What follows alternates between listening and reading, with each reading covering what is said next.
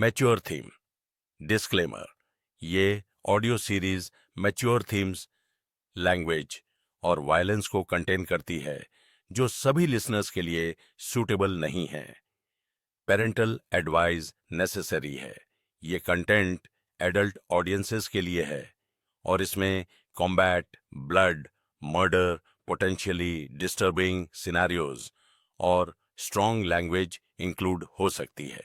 अगर आप ऐसी कंटेंट से इजीली ऑफेंडेड या डिस्टर्ब्ड हो जाते हैं तो प्लीज ना सुने। ये ऑडियो सीरीज किसी भी प्लेटफॉर्म कंटेंट को कॉपी नहीं करती है। स्टोरी फैंटेसी बेस्ड है। अगर कोई नाम मैच करता है तो हम इसे एक कोइंसिडेंस कह सकते हैं। यह ऑडियो बुक फन और जॉय पर्पसेस के लिए डिजाइन्ड है। विपिन के चेहरे पर असंतोष झलक रहा था। उसने पहले भी हर्यक अजातशत्रु की प्रतिभा का आकलन किया था और पाया था कि वह कुछ खास नहीं था। सुब्रेन, दीपक और अन्य लोगों की तुलना में उसकी क्षमताएं कम थीं। यहां तक कि नाशक देव से भी कमजोर था। ऐसे में यह कैसे संभव था कि वह पहले स्थान पर आ जाए? विपिन ने गहरी सांस ली और सोचा, शायद वह भी मेरी तरह अपने टैलेंट को छिपाए रखना पसंद करता है। हालांकि उसने अपने स्टूडेंट्स को खुलकर लो प्रोफाइल रहने के लिए नहीं कहा था, फिर भी उसके व्यवहार ने उनके सोचने के तरीके को प्रभावित किया था।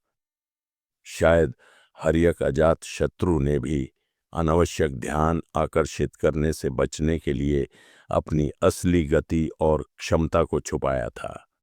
यह विपिन को उचित लगा, क्योंकि उसका उद्देश्य अपने स्टूडेंट्स को स्वर्ग का मास्टर बनने में मदद करना था, न कि उन्हें अनावश्यक चर्चाओं में घसीटना। एक भारी पत्थर का दरवाजा खुला और समूह के लोग एक एक करके बाहर निकलने लगे। बधाई हो अजातशत्रु, यह तो जेनिथ किंगडम का सबसे प्रतिभाशाली व्यक्ति निकला। अविश्वसनीय। जैसे ही हर्यक अजातशत्रु बाहर आया, वहां खड़ी भीड़ उसे बधाई देने के लिए उमड़ पड़ी।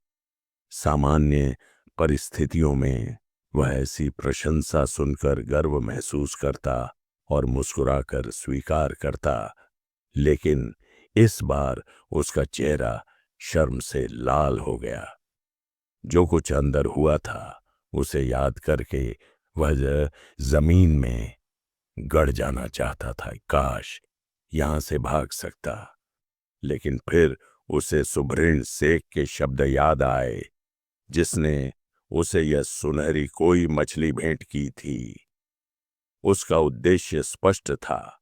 हर्यक अजातशत्रु को सबसे पहले अपना भाग्य प्राप्त करना था, ताकि वह बाकी लोगों से आगे निकल सके।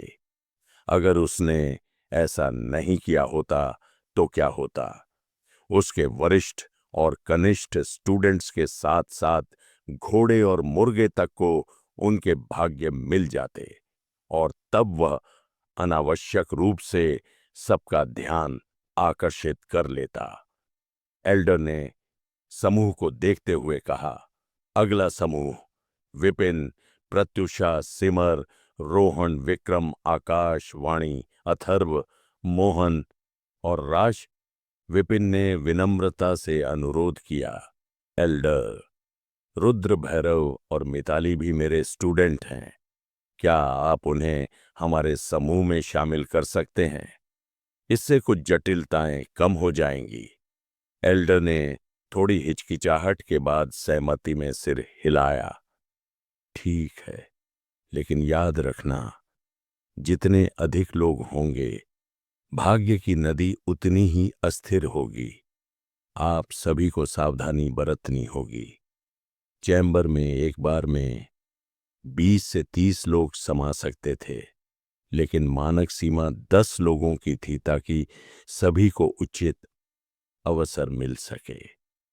बड़े समूह के कारण प्रतिस्पर्धा बढ़ जाती थी, लेकिन विपिन को इस बात की चिंता नहीं थी। धन्यवाद एल्डर।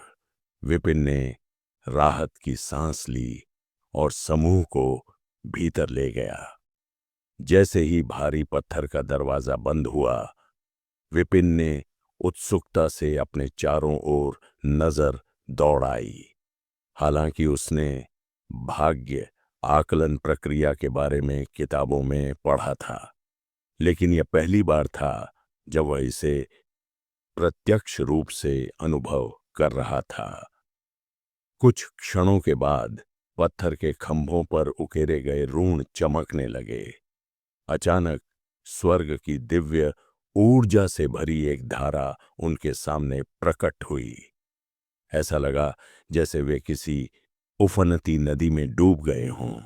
विपिन ने धीरे से फुसफुसाया, तो यही है भाग्य की नदी, लेकिन ये पूरी तरह से शुद्ध नहीं लगती।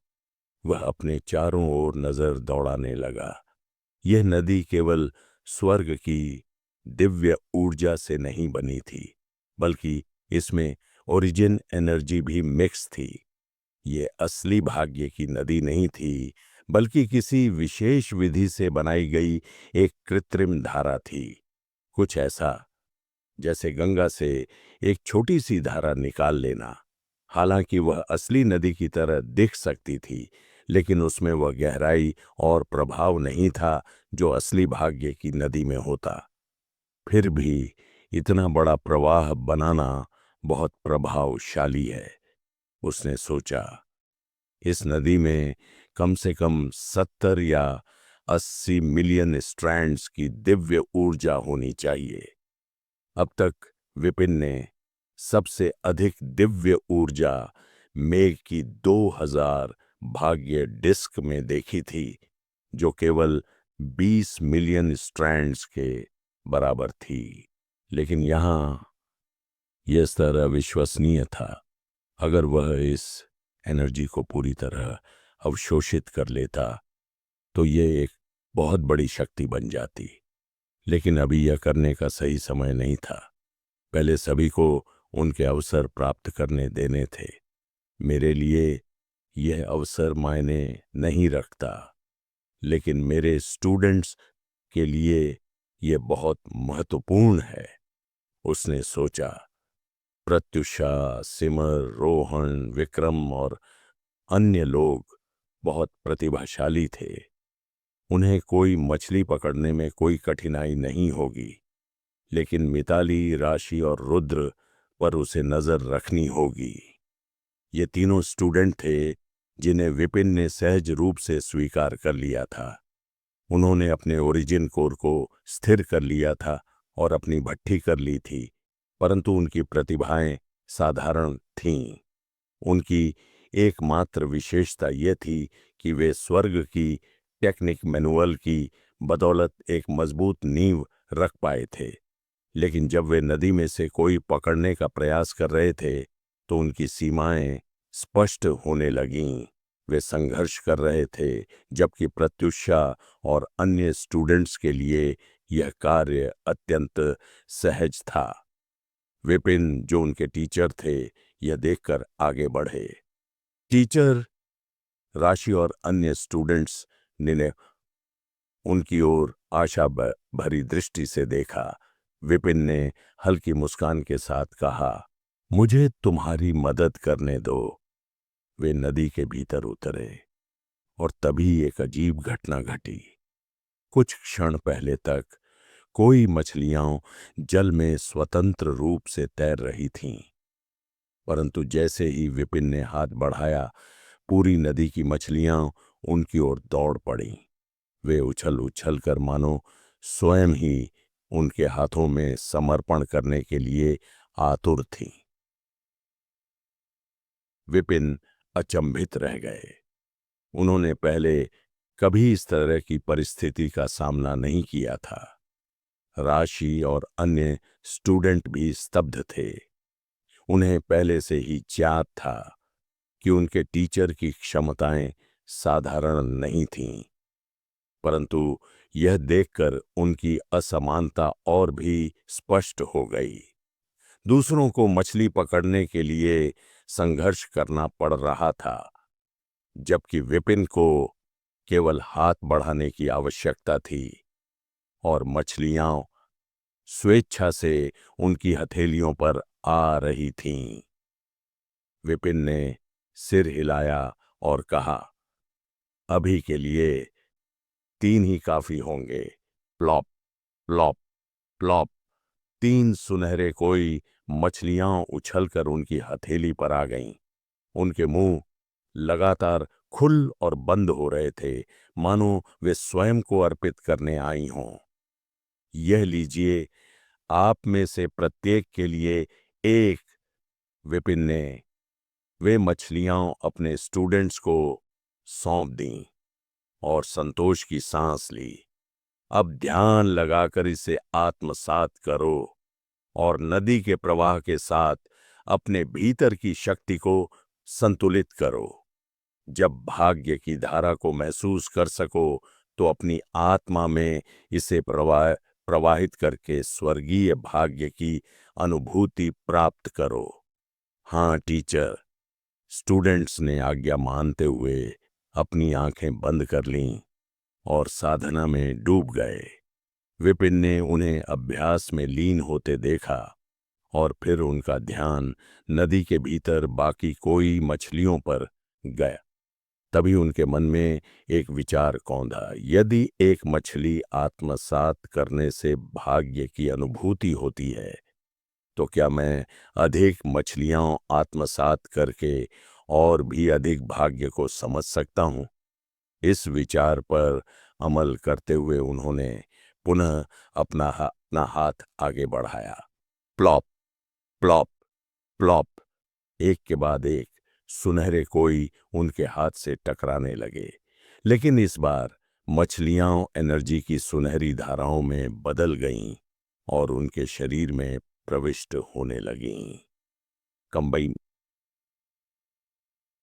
कंबे ने विपिन की इच्छा शक्ति के प्रभाव से कोई की यह एनर्जी स्वर्ग की लाइब्रेरी में समाहित होने लगी, जहां वे चमकती हुई चांदी की पुस्तकों में परिवर्तित हो गईं।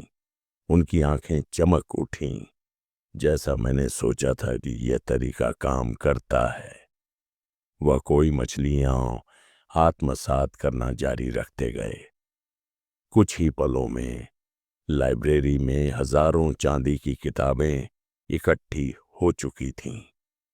अब नदी में सुनहरी कोई समाप्त हो गई थीं। केवल चांदी और भूरे रंग की कमजोर मछलियां ही बची थीं, जो धीरे धीरे तैर रही थीं। विपिन ने सिर हिलाया, इन्हें छोड़ देना ही ठीक रहेगा। अब मेरा ध्यान स्वर्ग की दिव्य ऊर्जा पर होना चाहिए। उन्होंने अपना ध्यान नदी में प्रवाहित हो रही स्वर्ग की दिव्य ऊर्जा पर केंद्रित किया। यदि मैं थोड़ा सा एनर्जी प्रवाह चुपचाप अवशोषित कर लूं, तो किसी को पता भी नहीं चलेगा। यह सोचते ही उन्होंने अपनी आंतरिक शक्ति को सक्रिय किया और दिव्य ऊर्जा को आत्मसात करने लगे। धमाका।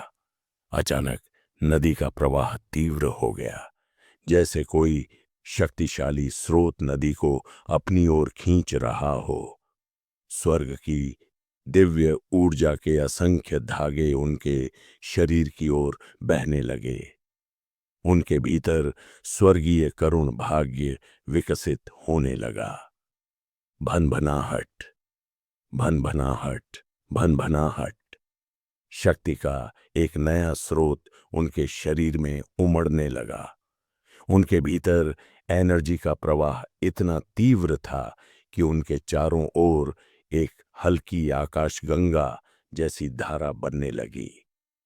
कुछ ही क्षणों में उन्होंने 10 लाख दिव्य ऊर्जा तंतु अवशोषित कर लिए।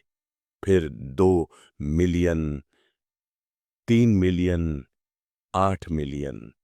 लेकिन इतने विशाल एनर्जी प्रवाह के बावजूद उनकी भाग्य शक्ति में केवल मामूली परिवर्तन हुआ। विपिन आश्चर्यचकित रह गए। क्या यह शक्ति इतनी विशाल है कि इसे जागृत करने के लिए मुझसे भी अधिक एनर्जी की आवश्यकता होगी? परंतु उन्होंने यह अवसर खोने नहीं दिया। उन्होंने एनर्जी को अवशोषित करना जारी रखा। अब पूरी नदी मानो उनकी ओर खींचने लगी थी। यह दृश्य इतना भव्य था कि उनके स्टूडेंट अवाक रह गए। प्रत्युषा, जो उनके असाधारण कारनामों की आदि थी, शांत रही। लेकिन राशि और अन्य स्टूडेंट आश्चर्य में डूब गए। प्रत्युषा ने तत्परता से कहा, जो अभी तक अपने भाग्य से नहीं जुड़े हैं वे शीघ्रता करें, अन्यथा आप यह अवसर खो देंगे। हाँ, स्टूडेंट्स ने अपनी ध्यान अवस्था को गहराई से जोड़ा और नदी की एनर्जी के साथ गूंजने लगे। लेकिन बाहर एल्डर एल्डर और अन्य वरिष्ठ जन चिंतित हो रहे थे। उन्हें भीतर गए 15 मिनट से अधिक हो गए हैं और अब तक किसी ने भाग्य से तालमेल नहीं बिठाया है। क्या इसका अर्थ ये है कि वे सभी असफल हो चुके हैं?